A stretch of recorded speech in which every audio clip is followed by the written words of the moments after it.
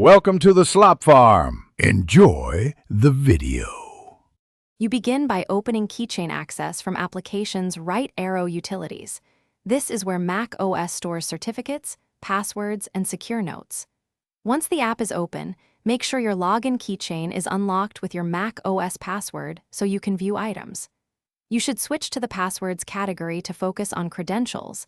This reduces noise. Now that the environment is ready, you're positioned to search, inspect, and modify entries, so proceed to locate the specific item you need. Once you've located the item, double-click to open its detail window and review the attributes.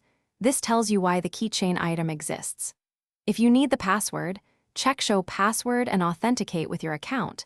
This reveals the secret briefly so you can copy it. To update credentials, edit the account or password fields and save.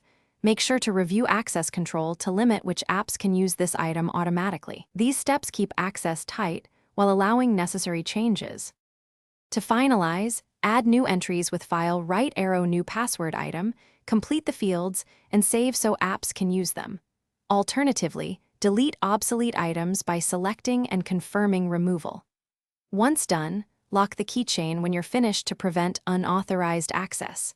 If you encounter repeated unlock failures, reset your login keychain via Keychain Access preferences. This clears corrupted keychains, but means you may need to re-enter saved passwords.